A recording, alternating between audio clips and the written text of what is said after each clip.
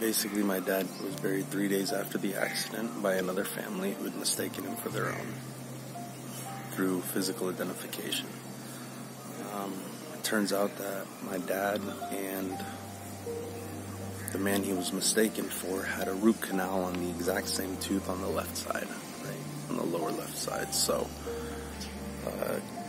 Karachi University was not communicating with me after I did the DNA test, and so the other victims' families had recommended we go through the Punjab authorities, who had taken DNA of the 52 of the 97 bodies before they were asked to leave.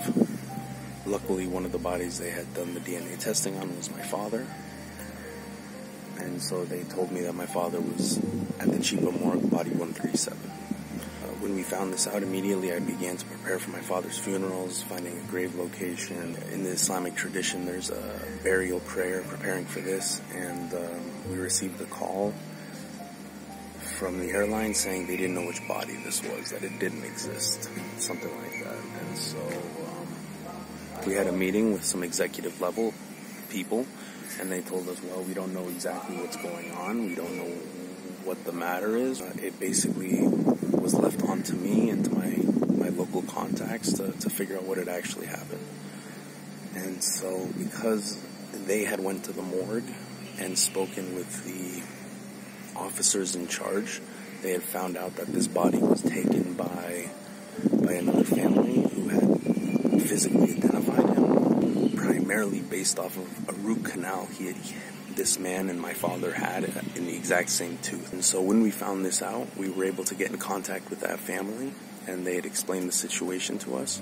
And me and my family have no ill will to them, or no hostility, or no bad feelings, because, well, in the end, they told us we buried your dad as if he were our brother, and it was done according to all the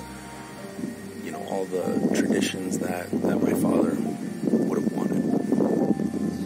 And so they took us to the grave site, and that was something pretty emotional. And we did this by ourselves. We didn't have any help from the airlines, from the local government, nor from the University of Karachi, who had been in charge of the forensics. The next thing was that family needed help burying their brother. Now they found themselves in the situation that I was in just previously, just hours earlier. So we went to the morgue and explained the situation, and we helped that family get their brother so that he could be buried.